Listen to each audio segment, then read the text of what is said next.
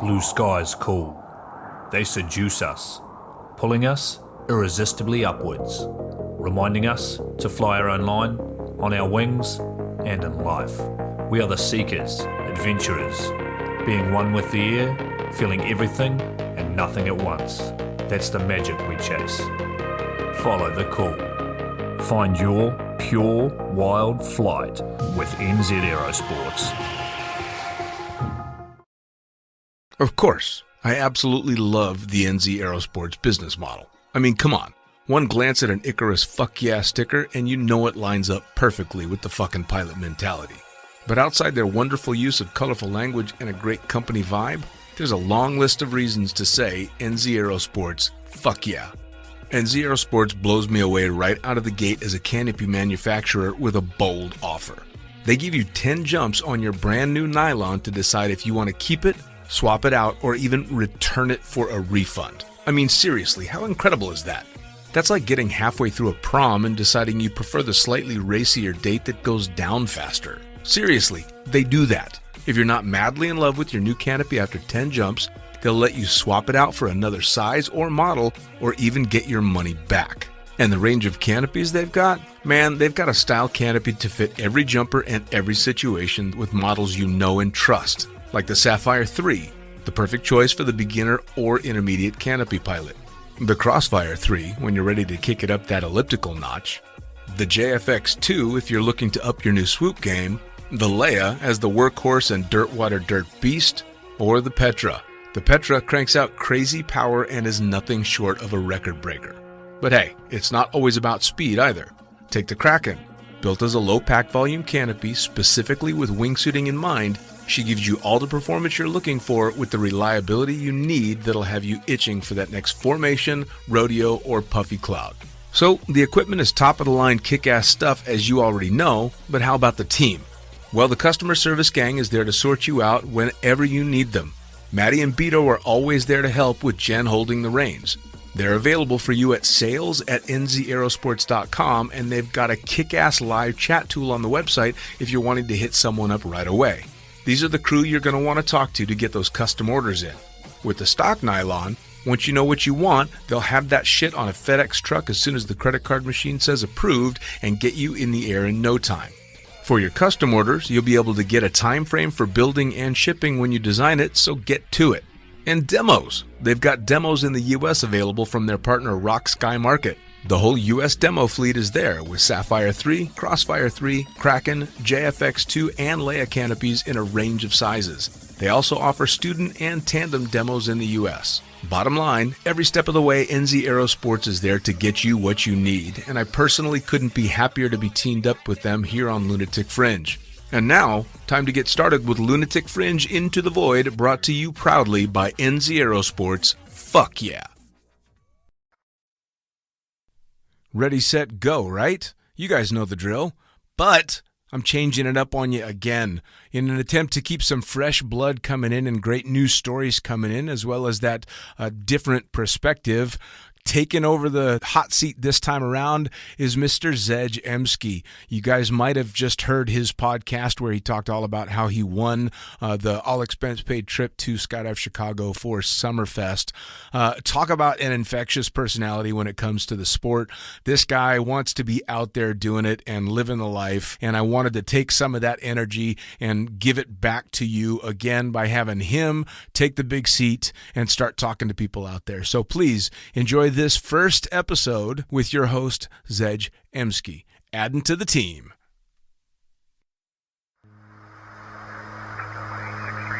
Coming straight from the cockpit, it's another episode of Lunatic Fringe with the fucking pilot.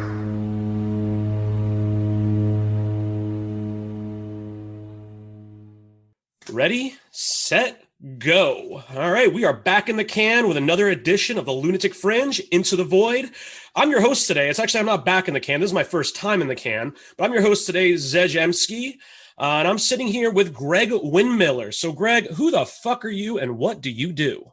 Hey, brother, I'm the man that doesn't know a case of beer. First time. Oh, shit. How did I screw that up already?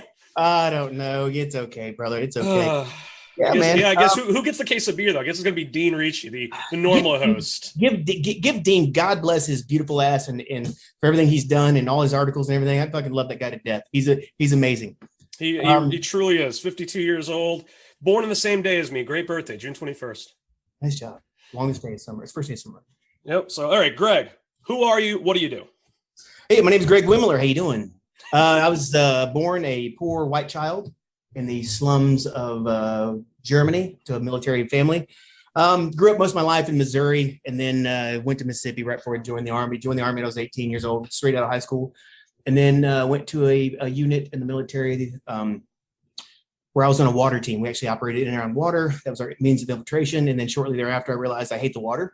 Had a couple of run-ins with sharks, stingrays, jellyfish, things that go bump in the middle of the night when you're swimming in the ocean, and I got tired of it and realized I hate the water. And so the only way to stay in the unit was I had to go to free fall school. So at a very young age, I actually went to military free fall school here at Fort Bragg, North Carolina. Was on a free fall team, stayed on the unit for quite a while, and then went to Fort Benning, Georgia to be an instructor doing what I do. Not necessarily the free fall, but the long range surveillance where we'd actually infiltrate behind enemy lines, full surveillance. But we used the free fall as a way to get there. And then after that, joined the Gold Knights, went to tryouts in about 1999. So 2000 was my first year in tryouts. I think at 2000, actually. Yeah, 2000 was my first year in tryouts. Went to the Golden Knights. And then about 6 months after being on the Golden Knights, they made me the team leader for the accuracy team because I went straight to a competition team, which you're not supposed to do. 6 months later, I was the team leader. And then not too long after that, like next year and a half, 2 years, they basically what they decided was style and accuracy was going away in the United States. So they're getting ready for the style team to make room for the 8-way team because back then the Golden Knights didn't have an 8-way team. They just had 4-way teams. And so they wanted to have a 4-way and an 8-way. So they figured out the only way to make room for an 8-way team is to get rid of 9 people on the style team. And so we basically knocked the style team and accuracy team down to a very short, small group. On the style team, we actually did style, accuracy, and 4-way. So we actually competed in 4-way at the professional level. We competed as a SISM team. So in SISM competition, it's like the military games. We had to do style, accuracy, and 4-way. And obviously, we got to compete against Hayabusa, which was really fun. Which we never saw what a gold medal looked like. But like my grandfather always told me, if you're not going to get a gold medal, get a bronze. You know why? Because you can't shine a silver up to make it look like a gold. Medal doesn't say gold or bronze on it, but you shine a bronze up and it looks just like a gold. A lot of people don't realize that Hayabusa is a military team too. Oh yeah. But that's their only job in the military. Yeah, They're deployable, whatever. But that's their job is to represent the military in that aspect. So, spent about 16 years on the Golden Knights. After a while, the science team went away. I moved to the tandem team. I was on the tandem team for about 4 or 5 years. It was fun. Got to meet a lot of celebrities, VIPs. Jump with shooting video, not say doing tandem, shooting video for like George Bush Sr., Chuck Norris, Tiger Woods, like all these famous people. It's kind of fun. And then at a certain point, I started competing in small little swoop meets around the area. Old Chuck Blue, Charles W. Blue Esquire, was running these little small swoop meets and started doing okay. And then I started going to other little swoop meets. And then the unit was like, hey, why don't you do this for us? And I'm like, well, you guys don't give me the equipment that I need. I need this, this, and this. And so it was a weird time. Michael Eichner, who's a sergeant major at the time, who also liked small canopies and swooping, was like, hey, let's do it. He's like, do you want to do it? I'm like, yes, do it. So it was me, Christopher Moore, who was on the Style Next team with me. He was a former team leader. And then we basically started the canopy piloting team around the end of 2007. Got the gear in, went to nationals after about a week of training. Scored pretty doggone miserably. But that was our first nationals. But it was like kind of like hey, let's just go see what the rules are and see what they're doing. So our first ever nationals, our first year competing was actually 2008. So we grabbed up a bunch of parachutes. Me and Chris Moore went to Paris Valley, California. Dan BC, God love his soul, hooked it up. And so we went out there and we made about 12 to 15 jumps a day, 6 days a week for 2 months straight. Wow. And we pumped out massive amounts of jumps. And that's where I ran into Nick Match out there. And he was out there hanging out for a while and hung out with us and gave us some coaching out there for free because he was bored. My first ever canopy coach was actually for high performance was actually Zej M'ski, who used to be a tour rep for PD. amazing canopy pilot, probably one of the best in the world. If he just stopped, now he's making furniture with his family up in Connecticut or somewhere up in there in the Northeast. But he was like the first person in competition to ever land a double Miracle Man. Just a badass canopy pilot all around. But shout out to Isaiah. But yeah, Nick Batch, got coaching Nick Batch, Dwayne Hall out of Paris Valley. Dwayne's an awesome human being too. He coached us for a couple of days, bought him a half gallon of Crown Royal, and never saw him again. Just kidding. I'm just kidding. Yeah, got lucky enough to meet a whole bunch of cool people and get coaching from everybody. And my deal was my first time I ever jumped a cross base canopy, I had 8,000 jumps.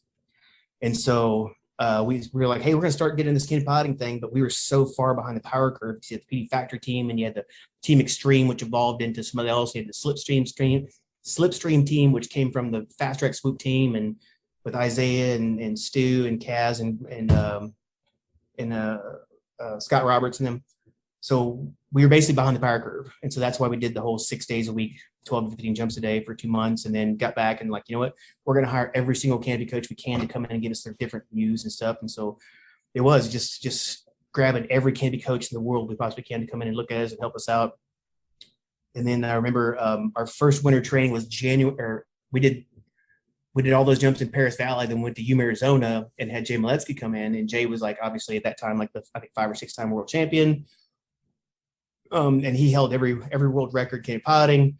And he came in and he's like, just be confident. Just what are your truthful? Just be truthful. Like let's go around the room. Cause he was coaching me and Chris, but he's also coaching a couple other guys that were just starting to jump small rigs. And he said, hey, what do you guys want to do? What are your goals? What are your goals? I said, you know what? I want to get good in canopy piloting. I want to be safe. I want to be somebody that people look up to. And more importantly, I want to compete and I want to take your records. I want to be. He was like, okay, that's kind of ballsy, I guess, you know? And that was February, March. And in November, I broke his world record in speed at the World Championships and actually placed 3rd in the world in the World Championships, my first full year swooping. So nice. He gave me a big, huge hug and he's like, damn, you did it. And he's like, but I'm taking it back. And he damn sure he did. Like a couple months later, right back. And the next year I took it back at the other South Africa competition. So yeah, we just, was this the point where you started flying that latex gimp suit?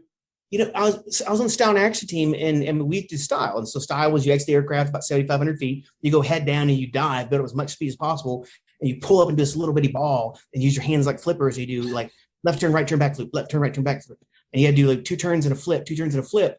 And they change directions of the turns every round. But the ideal goal was like the world records at times like 5 seconds. So like do 2 turns flip in 5 seconds, you know? And so you had to build as much speed. So we wore that suit, that latex suit. And so when I started doing camp piloting, I was like, you know what? Hey, this suit actually would help too, because aerodynamics and drag and everything.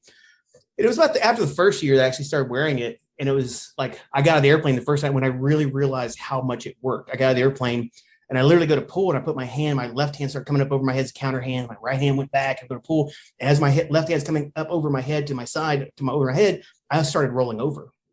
Like I almost rolled over, got unstable, like, whoa, whoa, and I'm like trying to get stable again, using my knees and my legs. And I'm like, it wasn't working. Nothing was working. So the drag from my legs and my knees wasn't actually keeping me stable. I'm like, oh crap. So I had to bring my hands out because it was my hands and like figure out a way to pull. And so I realized this really does matter, you know? And it's like jokingly, like the first time I wore it, people were like, ha, ha, ha, ha. Second time I wore it, people were like, ha, ha, ha. Wow. And third time I wore it, people were like, hey, where can I buy that at? And funny enough, like people were like, hey, where do you get that suit? Where do you get the suit? And a buddy of mine, I'll just say his name, throws under the bus. Zej M'ski, he goes, because he's a fucking freak. He goes, hey, I've got one of those, but it's blue, but it's not for skydiving. Because I just won't wear it because, pride. There's been some people throughout the years that have tried different types of suits for speed, you know, and now kind of everybody's realizing with the mutant harness, whatever, the importance of drag. And I mean, with a mutant harness type scenario and that type of suit, you know, somebody's gonna be undefeated. Like nobody's gonna be able to, they're undefeatable. So it matters. So I started wearing the suit for speed only. And then I was like, you know what, distance is the same thing as speed, go as fast as you can, you know, going far, less drag. So I started wearing it for speed as well. So yeah, but I retired that suit a couple years ago in Dubai. It got tore up and trashed to be danged. And then, but people make fun of the suit, but 6 world records later, nobody's making fun of the suit anymore. Exactly. I mean, it's the sexiest photo I've ever seen of you. The early photos with the camel toes. There's some in the Czech Republic where I land and I stand up, and this suit is so tight it gives me the worst camel toe. And there's a picture of me, and I'm like, holy Christmas! It was hideous, man. You know, it's like jamming 2 pounds of red Jello into 2 quarts of red Jello into a 1 quart Ziploc, and then drawing a face on the Ziploc bag. That's pretty much. It's uncomfortable. Whenever we do style training, where the suits, we do like 8 to 10 jumps a day, but it was like back to back to back, and just no exaggeration, I'd lose between 8 to 9 pounds sweating in a day because it doesn't breathe. It was latex firm. It had a felt liner, and it was just complete. We had to turn them inside out and spray them off and soak them and let them hang because it was just so nasty. But it was probably one of the most uncomfortable things you could possibly fathom. But it works, you know. The only thing it doesn't do is it doesn't make up for a shitty turn. But if you have a turn and something goes wrong and you have to get big in your course to make up, like not hit a gate, whatever, it doesn't hurt you as much. But yeah, it doesn't help you fly your parachute and it doesn't help your turn, but everything else helps. Nice. All right, so you pretty much created the Golden Knights CP team, and then you trained your ass off and started bringing home records. Yep, that was one of those things. Scott Rhodes, who's at the time he was like the only 6-time 8-way world champion in the world. I was talking to him the other day, and he was like saying, he's like, yeah, it's kind of cool, you know, the way it's going right now, whatever, but it's different. He's like, what do you mean it's different? He's like, well, we started winning the 8-way world championships during this time frame, and we did blah blah blah, and there was one day like we won the World Cup.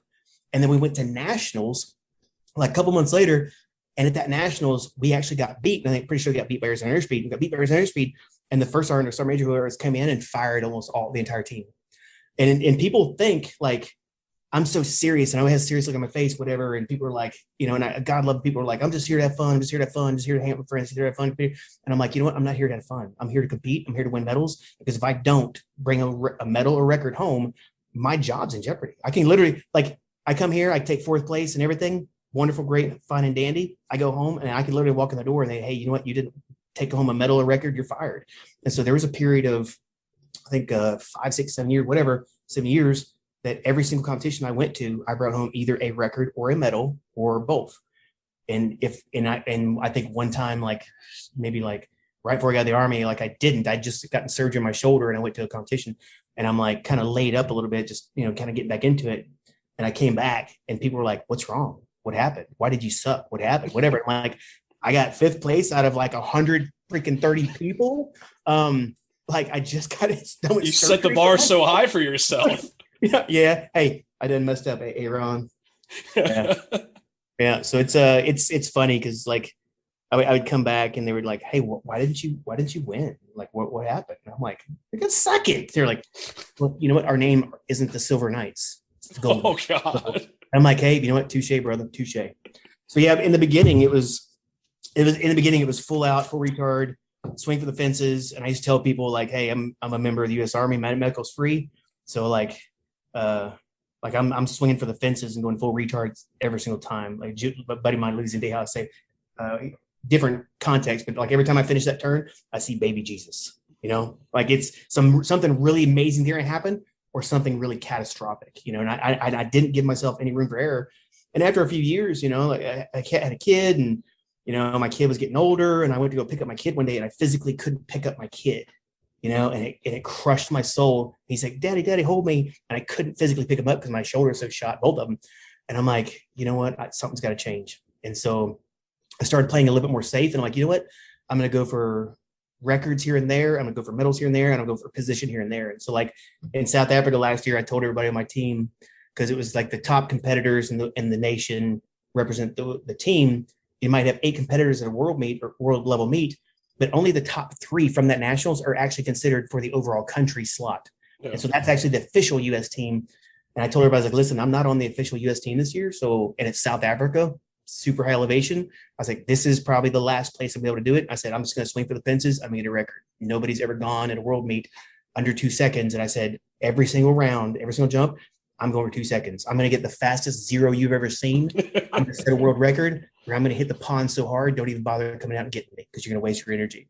And sure enough, And I told him, like, I'm probably going to get a bunch of zeros, but I don't care because it's not going to hurt the team, but I'm going to go for record. Sure enough, I think I got like 3 or 4 zeros. It was like my worst meet scoring wise ever. Put me way down there in the world ranking. And then eventually I broke the record. And then Mario Fataruso from the Italian team, amazing fucking competitor, I love him to death, crushed it on the very next round. I think he beat me like 2/1000th of a second or something. Yeah. But in this meet in Siberia, I was basically said, I'm not an official U.S. team. I'm outside the top 3, but I need to improve my standings in the world. And also, this is a qualifier for the World Games coming up, which is technically the World Games is our Olympics. And I said, I need to get a certain standing. So I'm just going to lay it up and play safe and make the team. And after a certain time, I was like, damn, I'm playing it too safe. I started going harder. And then we ended up not being able to finish the meet by 1 jump. But I was okay enough to make the selection for Birmingham, which is good. One of the fellow competitors said, hey, who in the hell selected Alabama as a place for World Games? And I said, you do realize you're in Siberia saying that, right? Yeah, man. So I actually didn't realize that the delegation is actually predetermined. I always thought it was just whoever the top 3 folks on the team at the end of the competition. They were just that was the delegation for competing for the overall country award. It is. I mean, like the top 8 competitors in the nation represent U.S. as in competition, individual competition. Yeah. But as far as the team category, it's the top 3. So it's first place, second place, third place from nationals that actually the official. I thought it was the top 3 finishers so for Siberia. I thought that you were actually, because you finished first among U.S. competitors. I presume that you're a selection for the World Games. No, I'm talking about for you have your combined national team champion, right? Yeah. I thought that it was just whoever the top 3 from that country were. So this year you have the top score overall for Americans. I thought that your score would go towards the combined national team. No, it's predetermined. Yeah. Okay, gotcha. Yeah. It'd be awesome if it was, but you know what? It bit me in the ass one year where I just had surgery on my shoulder. I went to Dubai. It was the first time I competed internationally since I had surgery. And I told everybody, listen, I actually had to do my turn when the chest strap completely tightened all the way, because when the chest strap was loosened up, it put too much pressure on my shoulder and I couldn't do my turn. So it was really awkward. So I said, hey, I'm in the top 3. I actually broke my arm 4 days before U.S. nationals, and I still competed. I broke my arm and completely tore my rotator cuff, and I still competed at nationals. And I finished 3rd overall at nationals. So technically, I was on the U.S. team, but I had my surgery and then went to the DSL, DIPC, whatever it was, and I said, listen, I don't feel 100% because my shoulder. I'm going to hand over my slot to the next person in line. I'm going to let that person represent the country, and we did it well before the competition because it has to be pre-declared. Yeah. Kind of bit me in the butt because I actually finished really high in the competition. We actually would have won the overall country, but I think we get 2nd place that year overall country. Gotcha. All right. So while we're on the topic, let's talk about the fact that you just got back from Siberia a week ago. Yeah. So yeah, 8th FAI World CP Championships. Obviously they were postponed from 2020 over to 2021 because of COVID. Yeah. So what was it like, I mean, let's everything about it. And I don't want to hear, the standard swooper post competition lines. It was a tough competition. Me, I struggled. My turn, upper wind, Zodak, winds were tricky. The performance kind of peregrine flew well. Sunpatch Javelin flew well. I flew well. The winds were good. When they did this, woo.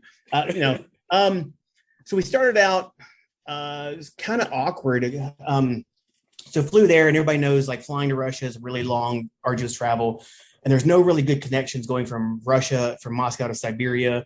So there's a big long layover there. There's 8-hour layover there, and there's a 4-hour layover or 4-hour flight to Siberia. So when you get over there, it's the flight's 4 hours, but it's 4-hour time zone. So technically you're 8 hours later. And so you actually start your travel on a day, and then 3 days later, calendar wise, you get to, where you're going. So they say, hey, the official arrival day is day A, right? But you have to leave so far in advance that when you get there on day A, you're been traveling for days and you're smoked and travel, whatever. So what I always do is I travel. That day I take the day off. The next day you take the day off, and the next day I compete or train. Well, we didn't have time. And so a couple people went over there really early and trained. A couple people went over there early, the 8-way team went over there early and got weathered out. Didn't get any training jumps, I don't think, or got a couple. But I went over there. I looked at the forecast. I'm like, fudge. So I got over there day 1, which was the official arrival day, and they were doing official practice training. And so I'm like, man, I'm jet lagged. It's okay. I said, I need to train. And so, but the problem is by the time we got checked in, and I got there in the earliest possible flight you could, by the time we got all checked in and everything, and we're like, all right, ready to jump. And it's like, they'd already taken down like the speed course. So I didn't get to run the speed course. So, hey, tomorrow's the official practice day. So I'm like, all right, sweet. But the next day I made, I think 2 jumps that day, running accuracy going one way.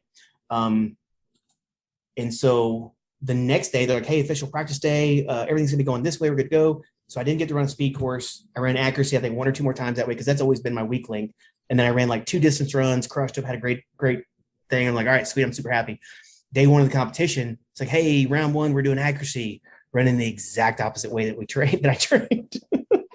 Of course. They put the course around, which is good, actually. It was good, because that way was going like flat and the other way was going downhill. So it was a lot harder. So like, hey, we're going that way. I'm like, crap. All right, so whatever. So we ran a couple runs that way, and then changed to speed, of course, which I didn't get doing practice jumps. So I was like, you know what? Didn't get doing practice jumps. It's a little bit of a downwind quartering push. So I'm going to just be safe and kind of set up deep and just get a score. And I did. It wasn't a great score, but it's a good score. So next time I tighten up, and just they kind of kept switching around the events. They're like, hey, we're going to do this. And then people get the plane. Oh, never mind. We're doing something else. We'd switch. So a lot of joking around. And I think we got like 4 or 5 jumps the first day. But it was, I mean, the only thing that was challenging was the event. They kept switching the competitions on us. Like as we're getting into the plane, you're like, oh no, we're doing this now. So we had to go and switch switch parachutes and mindsets and whatever, all that stuff. So we got done with that. We had a bunch of weather move in. And then I think speed, one of the days we had speed, it was like this tailwind, and like 2 passes went through tailwind, and the winds picked up, and hey, it's over limit now. We went on a 4 or 5 hour the hold, and the wind switched 180, and there was a huge headwind. And so the people that were on the previous round, I think somebody got like a 2.0. And so I got like my score that round was worth like 60 points, because what happens is you get scored, whoever gets the fastest time gets 100 points, and you get percentage off of that. And I think Myron's like 60 points. So when you're missing 60 points, when you're missing 40 points, you're not going to make it up. But it was good. You know what? The sportsmanship was there. Everybody was friendly. Everybody was just super camaraderie, I think, because of the scenario situation was going on. But it was, the organizer did an amazing job, busted their butt to do everything we possibly could. The meet director, or the event judge, or event director for us, Mary Lou Laughlin, who's from the United States, did an amazing job of trying to get us in the air. The only compromising thing was they had this thing at this airport. It's like turbolets, which one of them about 2 weeks prior crashed and killed some people. So everybody's freaking out, going, oh my God, these airplanes, the airplanes were grounded for a while. So we had these airplanes, you had 5 turbolets, and I think only 2 of them ran. And they had these 2 AN2s. But then this thing, their drop was so massive, and we were so separated, but they had this rule that they couldn't physically be dropping jumpers at the same time from 2 separate aircraft. So we had to wait till one event got done, and then when we go, and then somebody else would go, and then we go. Like I think speed skydiving was there for like 2 or 3 days, like not jumping. They wouldn't let them jump because other events were trying to go on. So yeah, no, I kept hitting refresh on that. I was like, I want to see how Maxine did. Maxine Tate, for those who aren't familiar, set 4 consecutive world records on 4 consecutive jumps. Yeah. The women's, it wasn't a high goal to reach whenever there's young sport.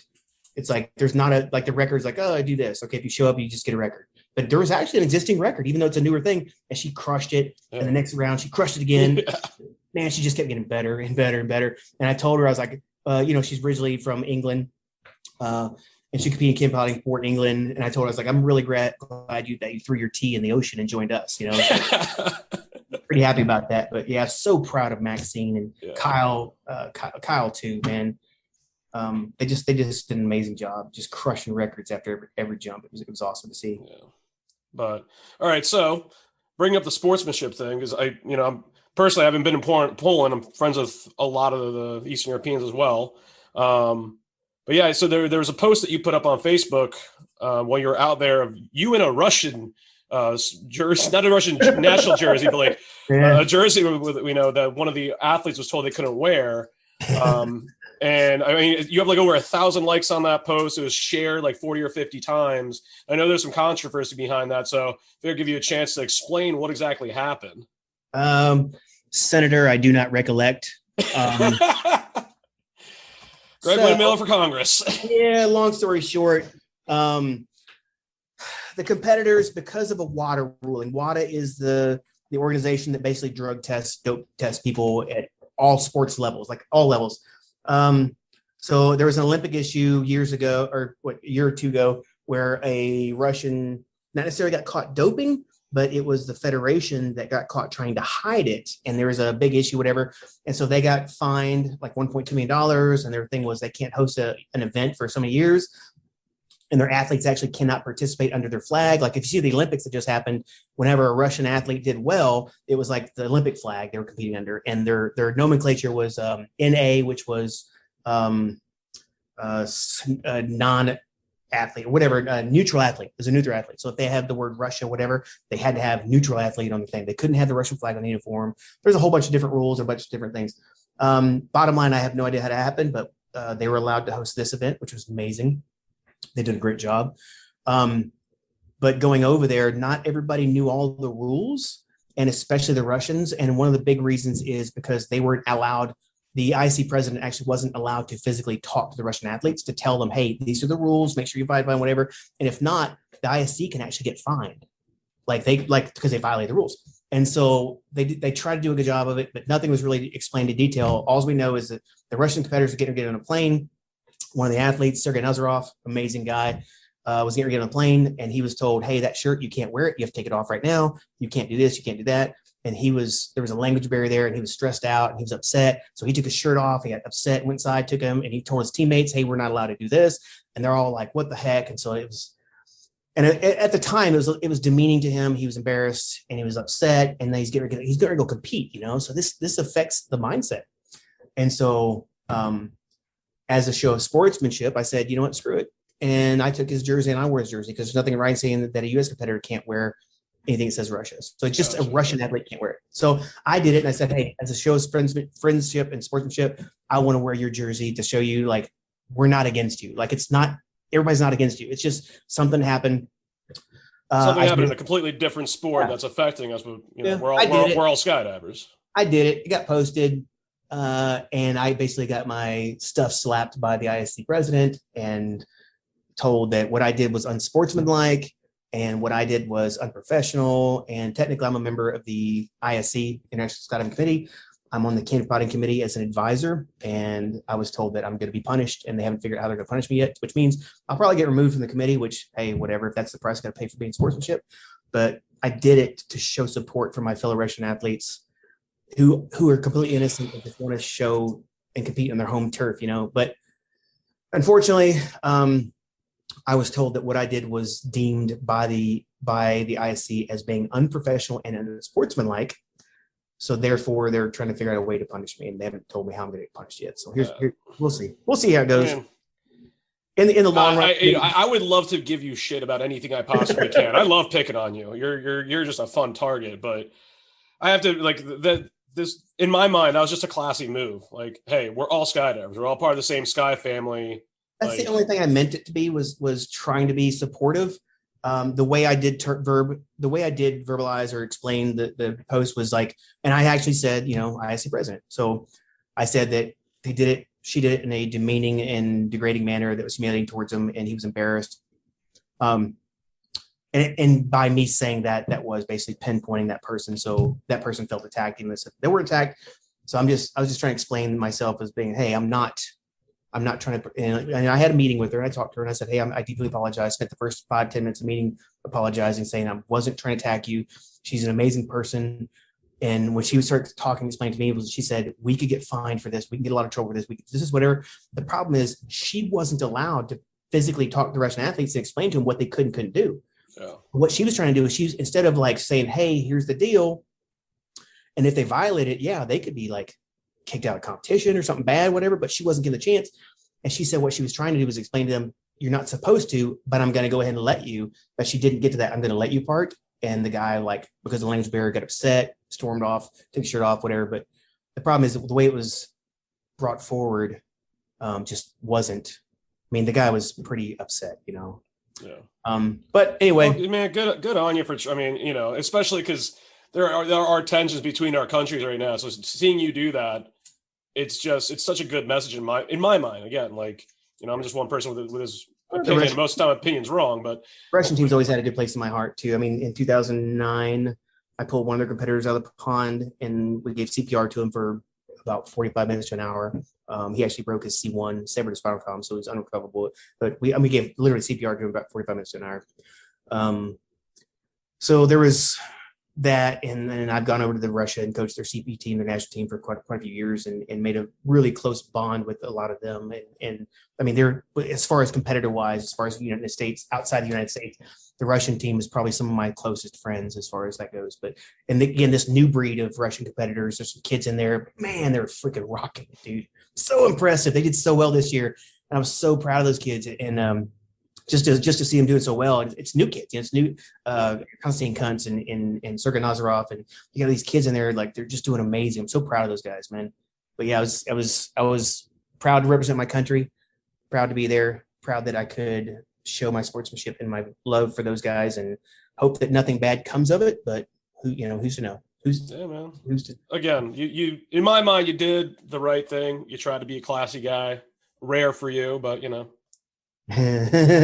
Oh man, yo, dude, knock. Go fuck yourself. This drink is tasty, by the way. Yeah, I'm having some good old American Budweiser to celebrate you cheers, guys coming back. I'm having some Russian vodka and some cranberry juice. Nice. Beluga for your tasty needs. How many bottles you bring back with you? I brought 3 bottles. Sorry. I brought 2 bottles back, according to the American. I brought 2 bottles, just 2. Oh, so you know what? Because this always comes up. People talk about whether to check your rig or to carry it on with you. You had some issues on your flight back, right? Yeah, we don't need to get into that. Okay. No. So what happened was, let me try to remember what happened. Flight was delayed, a bunch of stuff. The bags had a 17-hour, 18-hour layover in Russia. But there was a flight that went earlier. My bags went on an earlier flight, but because my bags came through and nobody's there to claim them, they sat in customs for a long time. And then they opened them up and scanned them and did the whole, like, oh, wait a minute, there's stuff in here. Like, there's an AED, and oh my God, bomb. So when I get to Russia, they're like, hey, passport. They're like, hey, come with me.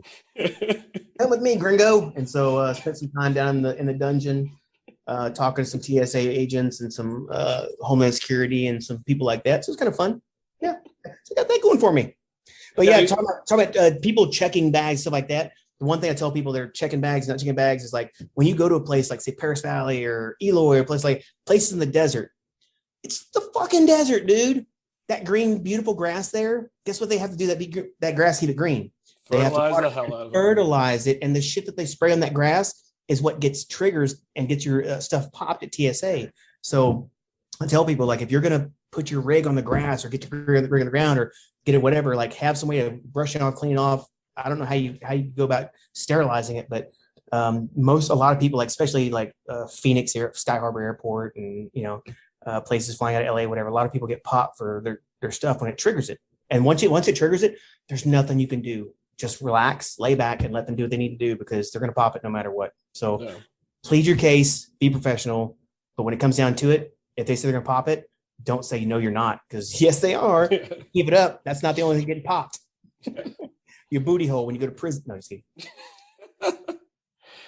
All right. So, other thing we haven't really talked about, like, you're sitting in your office, you're wearing a Superior Flight Solutions t-shirt. You have the logo behind you. Obviously, we're talking on video, but nobody else is going to see this because it's a podcast, it's just audio. I'm wearing a Superior Flight Solutions hat, for Christ's sake. So there you go.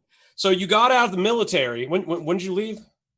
I retired in 2016 after 26 years. Gotcha. 6 years. Yep. Retired, got out. I actually started coaching in about 2010, just doing basic courses, individual skills stuff like coaching. And then around 2011, 12, started doing more high performance type stuff. But when I was in the Army, like, some guys in the Army have side jobs where they drive pizza trucks or whatever. And like, my deal was I just coached. And so I kind of stayed on the East Coast because it was just easy for me.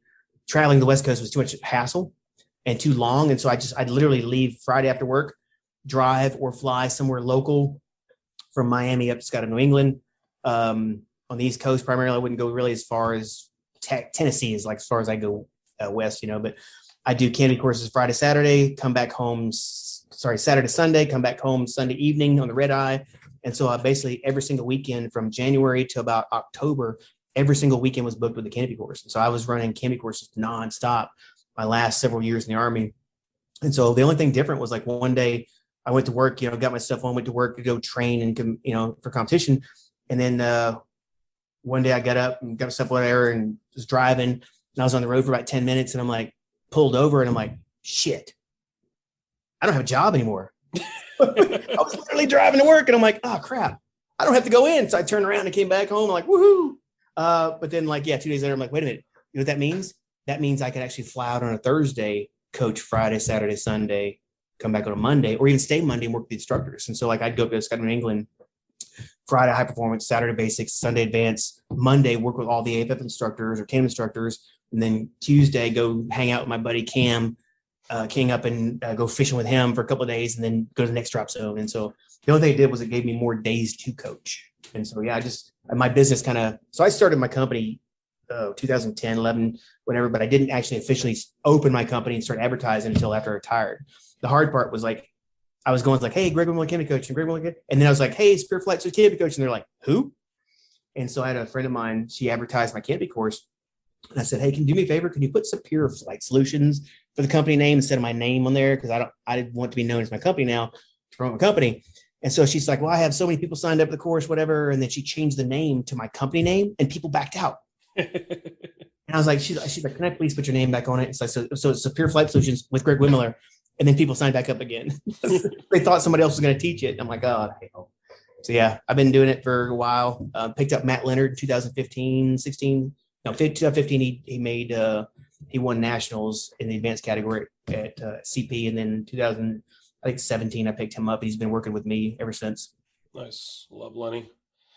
Yeah. So, I've taken 2 of your courses, I think. I think you did my B license.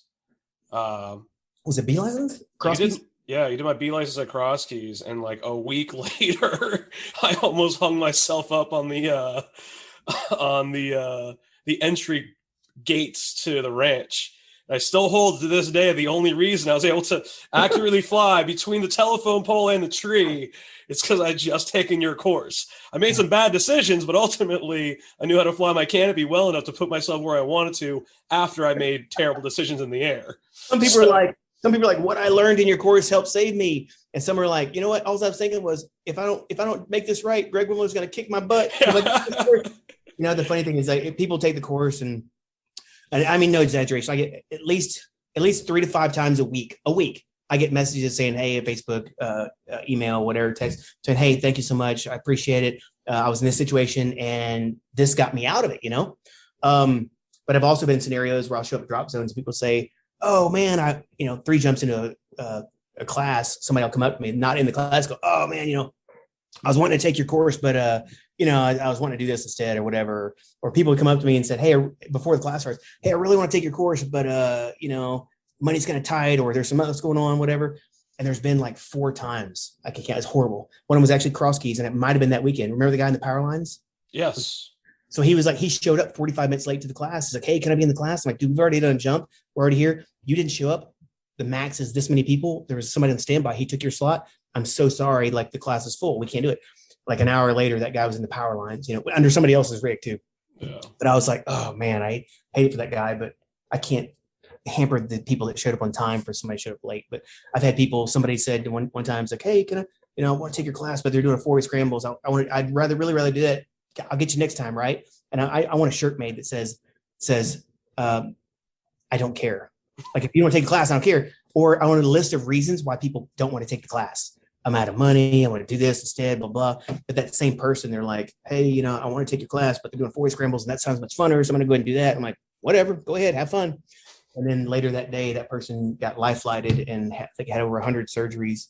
And I'm like, what happened? And basically it was something so basic and simple as if they'd done nothing, they'd have been okay, but they did something aggressive to avoid something that wouldn't have hurt them. And then they got hurt anymore. So yeah, I tell people I don't run after students, chase students, or beg for students. Students are going to come that want to learn to be safe, and the ones that don't want to learn to be safe, they're going to basically kind of weed themselves out of skydiving. Let's just hope they don't take other people out on their way out.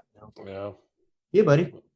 Yeah. So you teach all different levels. What is your favorite thing to teach right now? Essential skills, man. The basics, the B license course, I do give a shout out to Brian Germain. I know people have mixed feelings about all different kinds of canopy coaches, whatever, but Brian does a class and it's 2 days. And people are like, oh my God, Brian's class is 2 days long. Brian's 2 days long. But you know what? When I started teaching the B license course, essential skills, I call it, it's like teaching like what they need to know. Here you go, here's the card. And I was like, you know what? They need to know so much more. And so I started adding and adding. And eventually got to the point where like, hey, you know what? We're going to get one less jump, but we're going to learn so much more. And then eventually like, hey, we're going to have a weather day and we're not going to get any jumps. And we did so much more. And I realized, dang, this amount of information that I want to teach that I think they need to know in order to survive, I don't have enough time in the day. So I had to figure out what I need to remove or take out or compress. But Brian actually does that. He does fewer jumps and more classroom stuff. They come out smarter and everybody complains about it, but nobody takes the class complains about it. And I love that dude to death.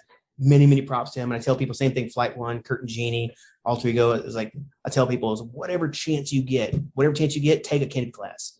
I had a kid in my class that's got to New England. And I was like, man, Julius, it's like, how many classes? You have to see you every single time. It's like, how many canopy courses do you take? And he goes, Hate it? 9. No, 9. And I'm like, what? He's like, man, I just like learning. So I tell people like whoever teach it, there's no such thing as a bad canopy course. Yeah. There's canopy course instructors that you don't get along with, clash personalities, whatever, but like, there's no such thing as there's nowhere you can't learn. So I tell people all the time, if I'm going somewhere, I'll check the schedule and check the calendar up. And I was like, hey, sorry, I couldn't be in your class today. I really wanted to, but I had to work. I'm like, hey, guess what? Next weekend at Skydive Suffolk, there's a Flight One course. Next weekend at Skydive Orange or Jumptown, whatever, there's an alter ego course. Brian's teaching a class in Pennsylvania, whatever. So I always try to push people to go get educated. I don't grab people and try to pull them in. I try to push them anywhere where they can get education. Yeah, I think that's one of the things people like too, that they don't like an instructor that bad mouths other companies or other instructors too. Yeah, I mean, you were the first canopy course I ever took, but you're the same with one. Hey, yeah, by the way, I think, and it was Alter Ego or was Nick Bass that were coming through a couple weeks later at the end of your course. Like, hey, by the way, anybody who wants to keep following up on what we were doing here, take their course as well. Like, I mean, it's also every canopy course I've taken, just the style of teaching is so different from one instructor to another. Yeah. Even if you're working from the same basic concept and materials, I know some people like they really click with an instructor who is super like organized and very classroom based, like Brian. Some people want more of the kind of like, feedback on individual jumps, work on whatever they're happen to be working on. And that's one thing that I love about different instructors. Even if you're working the same type of thing, you're getting something different because sometimes the presentation clicks better with one person than another.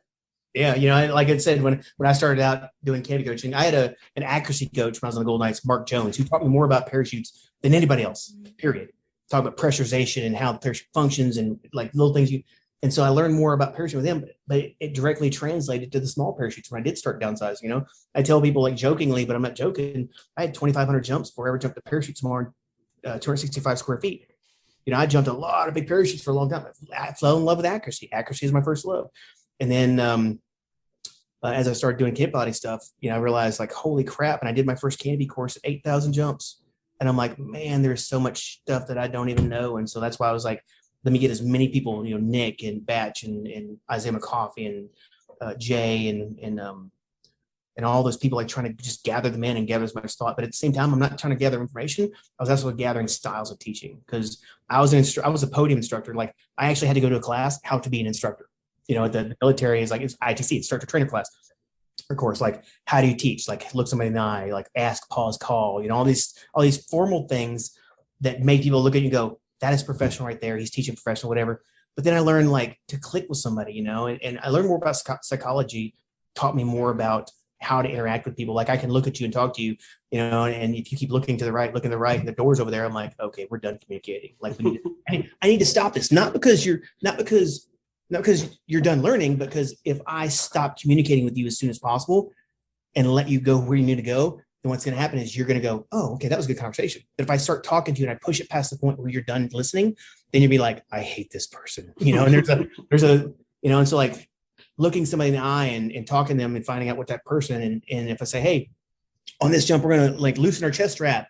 And I look and I see on the corner of my eye that there's a guy in the corner that literally just goes, almost threw up in his lap. When I said that, I'm like, all right, I need to back up, slow it down, talk about the importance of it and why it worked and all this stuff, whatever, and overly emphasize how happy and smiling I am when I'm talking about how great it is.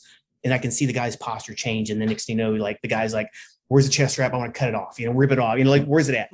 And so it's not about the information. It's about how to communicate. The hardest part about teaching is not about relaying information. It's about figuring out how to relay it and say, hey, Zej, check it out.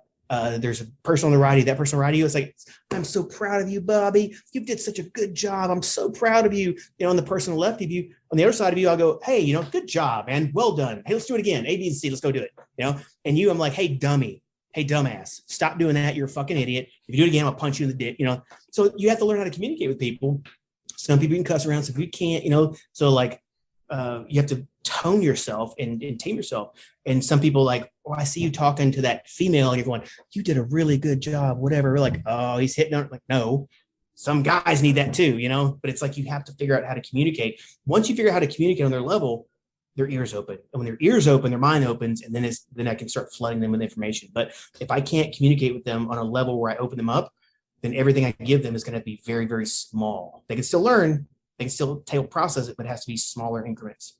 And so, yeah, that's the hard part, man. That's the hard part. So that's why when I have an advanced class, I'll have 12 people in a class, and I'm literally coaching 12 different people with 12 different techniques, with 12 different drills, with 12 different outcomes. And so that's the challenging part. To me, that's actually the fun part. It's so fun.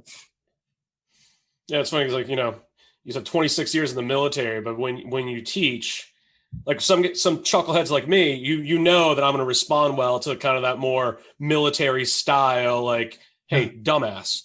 Yeah. Whereas but that's something I've noticed, like every time I've seen you teach, it's kind of like, how to cater. That military side of you comes out when it's appropriate, when it works for somebody, but how to also be that kind of, big, lovable guy that you are to help encourage people, which surprised the hell out of me, to be quite honest. Yeah, and every now and then too, you gotta find that point. You're like, you know what? Gotta do it. Gotta pull somebody aside and say, hey, if you do that one more time, I will fucking end you. I will fucking end you, and you will no longer be. So like that's the point. Like, and I've actually had it happen a couple of times. I think maybe 3 times, 4 times at the most, where I said, hey, come out here. I'm gonna talk to you a second. I'm gonna put everybody in a break. We're going back in there. And when we come back from the break, I don't want to see you again. And you need to leave the class and don't ever come back. Because your whole goal of being here this day is not to learn. It's not to be educated. Your whole goal is to be the jokester in the class and try to take everybody, hey, everybody, look at me here, look at me. You did a jump. You almost killed somebody. You're joking about it. You have no seriousness. And I don't want to have anything to do with you. I don't want to give you information that you're not going to use and go kill somebody. I was like, my recommendation to you is you need to stop skydiving. Go put on a clown's hat, go be a jester somewhere, but this is not the place. Because, and I say, you are going to kill somebody. I've seen it happen before. I've seen it happen more times you care to count. And sometimes it clicks and they go, shit, I'm sorry, you're right. Let me get my mind right and reattack this. And it's happened twice where dudes come back and I'm like, I am so impressed by how much you changed, what you did, whatever. And you're like, dude, you threatened to kill me. Like, you threatened to kill me. You told me I was going to kill somebody else. He's like, I don't want to die. I don't want to kill anybody else. It's like, and so they click, but you can't do that very often. So it's the hardest thing to tell somebody is you need to go away. And I've only done that when somebody else risks somebody else's life and doesn't take it serious. And so I won't allow anybody to kill anybody else without me being the one that kills them. It's funny. I think last week or 2 weekends ago, I was at a drop zone and I was sitting there with a bunch of the AFFIs and they're like, I've never had the bowling conversation with a student and, like, hey, you should take up bowling instead. Yeah. And I'm like, sooner or later that probably is going to happen. They're like, no. And their argument was that if you have to have that conversation, you're not a good enough instructor. I'm like, and I was kind of like, no, there's just some people who don't want to learn, who they're in there for the wrong reasons. And I've always thought that somebody failing is an instructor failure. Like if you can't communicate with somebody, get somebody to do it, whatever, that's instructor failure. But you have to accept the fact also that there's people out there that don't want to achieve their goals. They have no goals. Their only job is chaos and carnage and whatever. And when you have a discipline like this and other people's lives are at stake, you have to realize that sometimes, and I think I've had it once where an individual, like right before they got on the aircraft, they're like, hey, 20-minute, the announcement would go on the radio, 20-minute call. And they just start crying. And then like 15-minute call, crying, get on your gear, crying, board in the aircraft, crying, getting on the aircraft, crying, getting on the aircraft. I'm like, why do you do it? And you're like, because I like the camaraderie of the people. I love the people. I was like, you know what? Let's teach you how to pack. Let's be a packer. Let's do something else. Let's do something else that doesn't terrify you, because the fact that you're so terrified is keeping you from learning and keeping you from being safe. Imagine driving a car, crying, bawling, crying while you're driving a car. Would you want somebody on the road that does it? No. I said, so what we do is one of two things. Number one, take you out of the skydiving component and put you somewhere in skydiving that doesn't have you actually in the air with other people. Or let's back off and actually like figure out the fears and attack the fears. And because that's not skydiving related. It has nothing to do with skydiving. That's something personal inside of you that you need to address, your fears and how they hit you emotionally. Let's attack that and then readdress it, and then later on come back. I think one of the biggest things is that person actually had a malfunction and cut away and actually land tiptoes off the reserve, and they're like, what? And so yeah, it's the best part of teaching. I tell people, like, you hear it all the time. The best part of teaching, second best, is when you see somebody doing what you're trying to tell them to do. More important than that, even better than that, is when you see somebody teaching what you taught them. Something even better than that is when you see somebody teaching something you taught them, but they put their spin on it that makes that person understand. And I'm like, that's what I'm going for. People jokingly, I compete in competitions, and somebody goes, oh, well, your student did better in that competition. I'm like, yeah. Like, no, your student beat you in that competition. I'm like, yes, that's what I train them for. I train them so they win. I don't train them so I finish in front of them. I train them to win and do better, and I tell people, like, if I was 100% physically and whatever, and I didn't, have my son to worry about, whatever, I'd go full retard every time. And, yes, absolutely. I'd probably challenge whatever. I was like, but I like seeing my students do better than me. It's just, to me, it's rewarding. And that's what it's all about, brother. Nice. It's all about. That's what skydiving should be about, making everybody around you better and seeing them do better and being happy that they're doing better. Yeah. I mean, at the end of the day, it's supposed to be a community. And I never really heard that perspective. Like, maybe you want to be part of the community. Like, I know a couple Packers who they're not into skydiving. They love being part of the community. Yeah. Manifest, loading the air. There's so many different parts of skydiving. Yeah. It doesn't involve like terrorizing your brain to the point where you're pulling out your hair, Is that why the receding hairline keeps happening to you? Oh no, man! That was from we didn't even go over. That's me pulling out my hair for many moons and years over way past that. No, I'm sorry to get grays. I'm scared of that. I mean, officers and sergeant majors in the Army make me pull out my hair. Pull it out and throw it at them. Man, yep. All right. So you said you were training earlier today, right? Yeah. Doing training some accuracy. Gotcha. So are you pretty much just starting to get ready for the World Games, or do you Nationals? That's Nationals this in October in actually Eloy. Okay. And then the World Championships next year is actually in Eloy as well. And so this Nationals, U.S. Nationals coming in October, is actually a qualifier for the World Meet that is in Eloy. Gotcha. And then So wait, when's Alabama? 2022. 2022. Okay, gotcha. In like July or August. Like whoever owns that doesn't have a farmer's almanac or a fucking thermometer or common sense. But yeah, it's like the hottest time of the year in Alabama. But I'm looking forward to Alabama actually showing up and going, hey, look at what we got. Because I mean, when you got people on a world level stage coming, like they gotta impress them, and so I'm just terrified about how many times I have to listen to Leonard Skinner's thing, Sweeping Home Alabama. Yeah, I mean, I think you just got the Siberia treatment, and I saw that some of the photos of the teams were taking with like accordions on like bales of hay. Oh, did you see the outfit of the robes? Yeah. I mean, like they were just completely turning into this skid. That you guys were in the middle of Siberia. And I absolutely loved it. I mean, same thing with yeah. Go ahead. They wanted every competitor to go by there and take a shot, because that, like, if you tag Scott Up Tonight, whatever, like posted on their Instagram, whatever, they did a wonderful job with social media over there. And they wanted all the competitors to do it. And they're like, hey, be unique, be whatever. And so we had these bathrobes. We first got in our hotel rooms. It was like 2 small skinny beds on the floor, live wires sticking out of the walls and out of the ceiling. Nothing else in the room, just 2 beds, but this neatly folded towels, and it's like this big fluffy robe. And so like every day they're like, you walk in there every day, they're like, hey, there's a nightstand that's like 6 inches tall. It's by 6 inches by 6 inches. A nightstand in the corner. Next day they're like, hey, there's a chair. Next day there's like a desk. So every day we got there was something different. Like they're like, there was no screens in the windows, and but every single day we got there was something unique and something different about it. And so by the time the end of the competition came, it actually looked like a hotel room. But those robes were the one constant that everybody had day one. And so like we did, me and Matt Leonard and Jesse Wire did our photo with those robes. So yeah, it was also pretty doggone cold that day. So we were planning on practicing freestyle. And then if we got wet, we're going to bring the robes to warm up. Yeah, freestyle didn't actually go, right? Yeah, we just had issues with weather, and then we had issues like they couldn't run multiple aircraft at the same time. So it was complicated there. So yeah, we ran out of time and weather.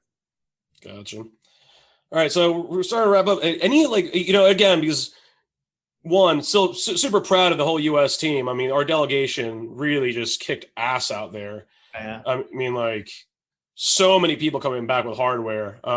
Core and XP, Airspeed XP 8, and just all, man, oh my God, dude, all Axiom, all those guys just did amazing. Polaris. So wonderful to watch, yeah.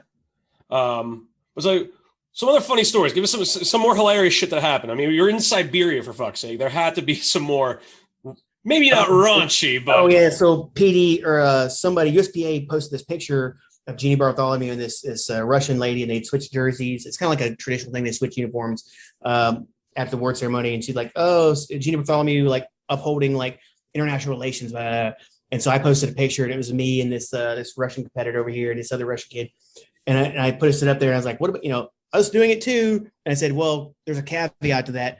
About 30 minutes after this photo, I had to choke that dude out a couple of times." So dude got just hammered at the bar. Somebody irritated him, upset him, and he was like, went outside, and he was trying to get upstairs, whatever. It's like, hey, there's something going on outside. So walk down, and he was trying to get upstairs, and he was like, I'm gonna kill that person, and whatever. Is just raging. Took off his shirt, like, oh, I'm gonna rage or whatever. And they're like trying to calm him down, and like, please give. They're like, can you please help us? So I'm a big guy, and they're like, can you please help us? All right. So I'm like, hey, don't go in there. And then earlier the dude was hugging me, saying, I love you, like a brother. And so I was like, hey, calm down. And so I'm like the only person he wasn't swinging at. Everybody else he was swinging at. Like the president of the Russian Federation was there. He was swinging him. And the owner of the drop zone was the same guy. The owner of the resort we were staying at, same guy. Just being violent. And his wife was there trying to calm him. And they're like, the president of the Russian Federation, which is the guy who, on the 8-way team, owns the resort we're at, owns the drop zone. And his wife were like, hey, can you please like make him go to sleep? And I'm like, okay, here we go. And so, made a blackout a couple times, but he had to revive him. And then another guy was like, hey, I'll help you out, whatever. He's a doctor, but he's also an MMA fighter. So he helped me out too. But it got to the point where we put him to sleep so many times, it was getting harder to revive him. Like, hey, it's not safe anymore. EMT, and I'm like, we can't tell too much oxygen for him. And I'm talking like 2 hours after. Oh God. He's still raging, like there's no way he's not on something. It wasn't in fact he's on something. He was just drunk, and he was really proud of his country, and somebody said something humiliating to him, and he took offense to it. So he was trying to kill us. And the best part was like, after 2 hours of like trying to keep this dude from like hurting himself, like I've got blood all over my shirt, all over me, whatever from him. And because he kept falling down, and I'm like trying to keep him from falling down, and like he keeps trying to run around us, and I grab his hand, and he's trying to run through us and whatever. And so like after 2 hours, like somebody called his parents. And so his parents came up, and dude, within 10 seconds, like his head was hanging. He had no shirt. I don't know where his shirt went. His head was hanging, his bottom lip was poked out, and he barely kind of walked to their car, got in the back seat, and drove off and went home. Yeah. But calling the parents, that's what it took. Yeah. International relations. I only had to choke him out twice though. The other guy choked him out 3 times. I only did it twice. So yeah. I mean, was he bigger than you? No. He's a small guy, but I mean, I'm just curious because like you're kind of an intimidating dude physically. Like he goes, Greg. He was a skydiver. He was there. That's his home drop zone. He's also in the military, and he's like, Greg, Spetsnaz, special force, whatever. He's like, sniper. He goes, maybe I hope one day you're not in my scope. I love you, friend. I hope you're not in my scope one day. And I'm like, all right, here we go. But yeah, anytime he tried to go through me or around me or whatever, and like whenever I grab him, every time he'd hug me. He's like, no, Greg, I love you. Please let me go. Please let me go. And so, yeah, that dude just wanted to, apparently somebody said something against against Russian competitors, against something, whatever. Yeah. He was just really motivated to protect his country and, or, you know, his honor, integrity. And so God loved the guy for it, but thank God for his mom and dad. Man, that's freaking awesome. Yeah. Yeah. I mean, I've heard a couple stories coming back from the world where I'm like, all right, definitely can't bring those up. Not anything about you, just in general. Yeah. And it was like, it sounded like a damn good time all around, not just the jumping, but it was a good time. It was a good time, buddy. We had there was like restaurants on site. There was a restaurant site. There was just transportation was nonstop back and forth every 30 minutes. The hotels were amazing. Everybody was just competitor wise was just in good spirits. And even when we weren't jumping, it was just fun and joke and having a good time. And everybody was trying to abide by the whole social distancing and wearing masks inside. And so everybody was doing their part. And they COVID tested everybody, like everybody, because part of the thing was the agreement was if they host a competition, that everybody COVID test. And it was like, so everybody, you know, and like nobody tested positive, you know, but that's incredible. I mean, yeah, they did a good job by keeping it. And then when everybody came back, everybody had to get, like we all had to get tested in the airport in Moscow before we can come back to from Novosibirsk. But yeah, we didn't have any problems at all. It was, and they did a good job of keeping it from being a super spreader or even a spreader. It was I mean, you guys had to get tested before you left. You had to get tested when you got on ground. Yep. You had to get tested on the way home. Yep. Yeah. Absolutely. And then after I got home, a couple of days later, I got tested again, just for GP. Yeah. It was well executed, well ran. They did a good job, but it's unfortunate that a lot of competitors couldn't come because of travel restrictions. Like the Aussies couldn't come because if they went over there, and I think the Brits too, if they went over there, they'd have to quarantine for like 10 or 14 days before they got to compete. And so it's not worth it for them. So they just couldn't come. So it's a shame to not see them over there. Yeah. Well, hopefully by next year, all that stuff calms down. Everybody can come join us in lovely, sunny, hot, humid Alabama, right? Alabama. That's going to be a fun one, buddy. Oh, I'll be down there one way or another. I mean, I'm not competing, obviously, but I'll be down there. Yeah. The canyon piloting area where they're going to have to build a pond. Yeah. They have to build like a raised up pond, but they're going to have to build it in the parking lot of a raceway in Birmingham, Alabama. So it's like, that's amazing. Well, we'll see how it goes. But a couple people already went there and looked at the site survey, and they're like, oh, I don't know how you're going to be able to do this. Because like, there's no outs. Like when you do your swoop, you have to come down between some trees and you go left to right. And there's no really off place to land at, you know? So hopefully they'll work out all the kinks and we'll figure it out and get it going. Well, we got what you said, August? Yeah, somewhere around there. June, July, August, somewhere around there. All right, so they got almost a year to figure it out. Plenty of time to build a pond, right? Oh yeah, of course. I did it in a couple of days, right? Did you really? Dubai. Skydiving Dubai, when they built their pond. Yeah. Dug their stuff out, scraped it out, got it done. Had a bunch of drinking water, 18-wheeler tankers with drinking water from a local water distilling place, pumping drinking water into the pond. Oh yeah. Oh man, that's amazing. Yep. Shit. The pond in Russia, the pond in Siberia was freaking amazing, beautiful, absolutely beautiful. They did a wonderful job with that as well. But did they build that for the comp? They did build it just for the comp. Nice. But it's a baby pond. It's like a year old because they were planning on last year, obviously having to meet. But no. Yeah. Nice. They did a good job, man. Everything that they did there, the host was like top notch. You know, they just made sure they went above and beyond. And I mean, they added to your furniture on a daily basis. You know, every day was a little bit better than the day before. Yeah. Man, one night we were like walking around, like, oh, we're not jumping tomorrow, scrap, whatever, walking around in the hallway. And I walk by this room and there's this door open in the hallway and it's just stacked from like floor to ceiling, these miniature, like cubicle type refrigerators.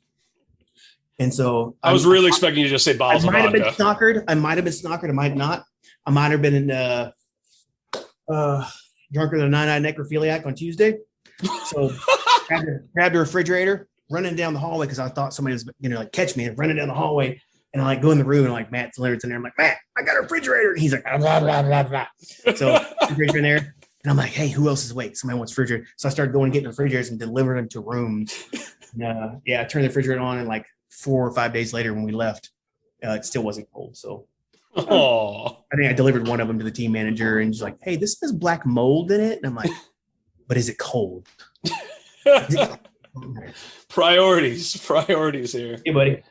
All right, man. So let's we're gonna start wrapping up. What is how can people get in contact with you? Social media, Superior Flight Solutions. I mean, give us your contact info. Facebook is a pretty common thing. My sponsors hate me because I don't use Instagram or Twitter, but more just my website, superiorflightsolutions.com.